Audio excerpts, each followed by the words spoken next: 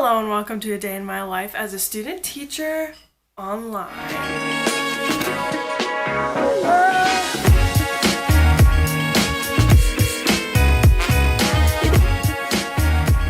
I am a second, almost third year music education student and I play the oboe, and I'm currently doing a student teaching placement in a middle school and high school band classroom, which has been lots of fun. And today I'm vlogging just a little bit of my day, mostly after school because I can't really vlog during school, but we are currently totally online.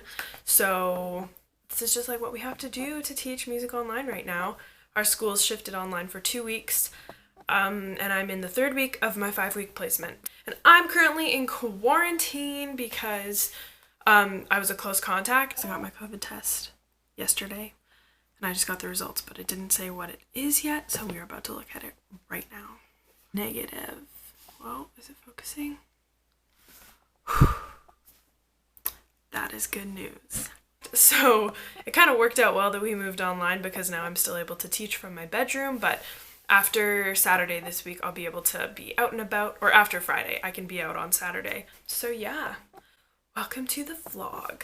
So I just finished online school for the day, and I made a slideshow today that I'm kind of proud of, so I'm going to show it to you guys. So I have to teach the grade 8s tomorrow an intro to enharmonic notes and the chromatic scale. So here we go. So I just have a little slide explaining what they are. I would obviously work on making it look like more pretty, like I want to change this font and stuff. I'm still working on it, but like I'd make tweaks if I put it on Teachers Pay Teachers, but so in this slide just kind of explains like sharps go up and flats go down. To me, the best way to explain enharmonic notes is with a piano because you can visualize it, in my opinion. Like this is a C sharp and a D flat. So that's what I show here. Of all the note names here, the enharmonics of the white notes below, and then up here I have all the enharmonics of the black notes, and then just another little description here. Notice when we move higher, the notes are sharped, but when we're moving down, they're flat. And then just saying that some of the notes are probably already familiar to the kids, but now we can just call them by different names. So once we know our enharmonic notes, we can do a chromatic scale. So I talk about how a B flat concert chromatic scale is played on piano with like the order of the notes. I said it's basically just moving up and down by semitones. And then this video is sideways, but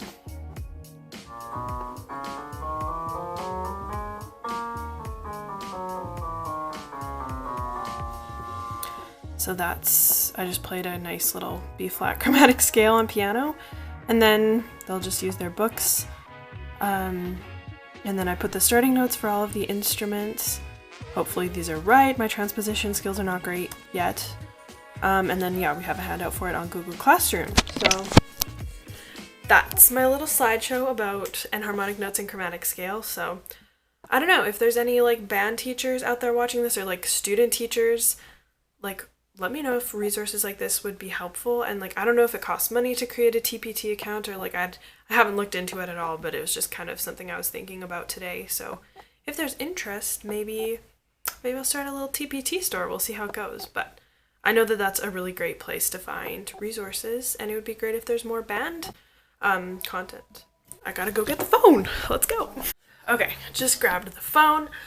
I don't know what I was talking about, but I just finished all my school work for the day. We had some Google Meets today. I had some like lesson plan stuff that I was doing, and working on projects for all the different classes. So it is currently 4 o'clock. So I am off duty for the night. I'll probably still work on adjusting this lesson plan and like going over it for tomorrow.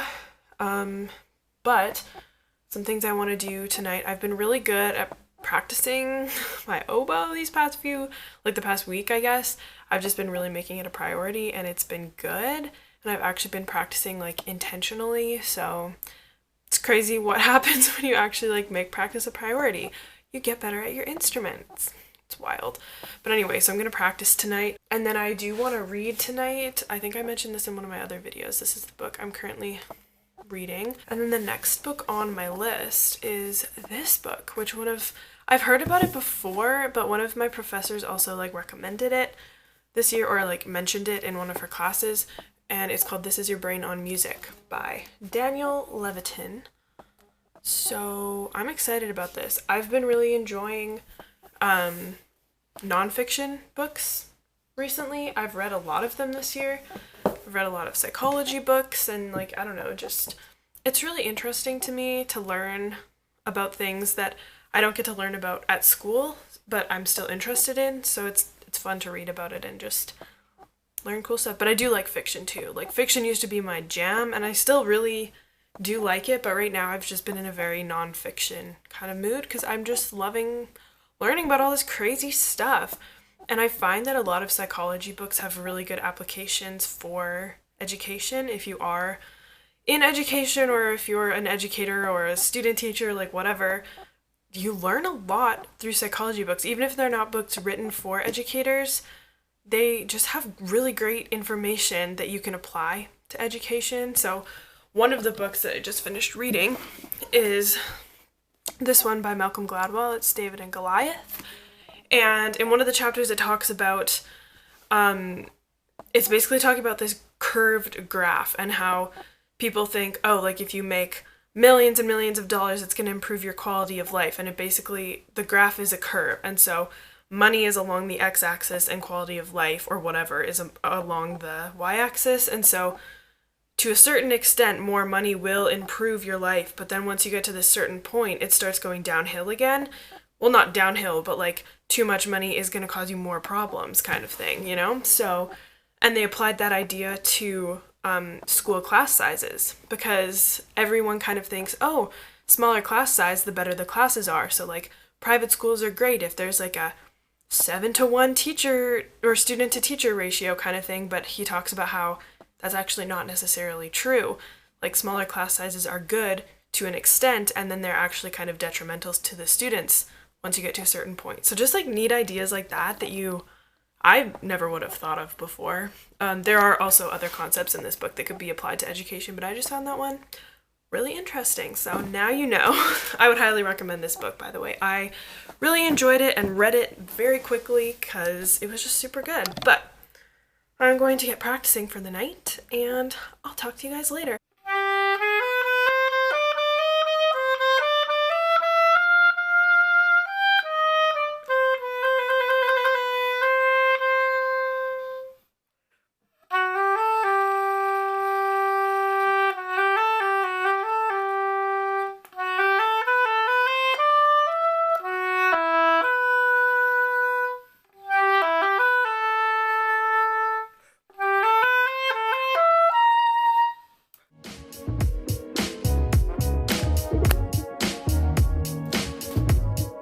Forgot to mention, I almost forgot about it actually, so it's a good thing I remembered before the meeting, but I have a meeting tonight that's kind of like I don't really know how to describe it, sort of like a professional development kind of session, workshop, I guess would probably be a good word. It's like a presentation for female band directors.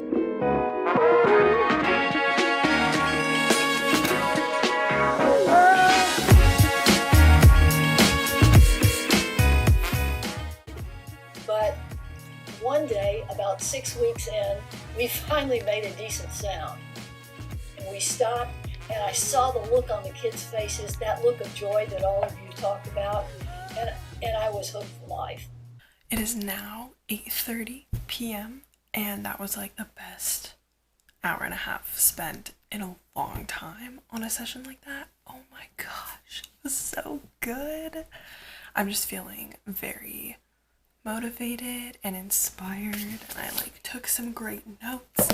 If you follow me on Instagram, you've already seen me post about how amazing this session was on my story, because I just posted about it. Go follow me on Instagram if you don't. But I'm gonna end this vlog off on this high note, because that was just so great. If you ever have the opportunity to attend a Women's Band Director International, I think is what it's called, session, do it, because this was the first one that the Alberta chapter put on, and it was just so good. So I highly encourage you to go to one if you have the chance. But thank you all so much for watching, and I will see you in my next video.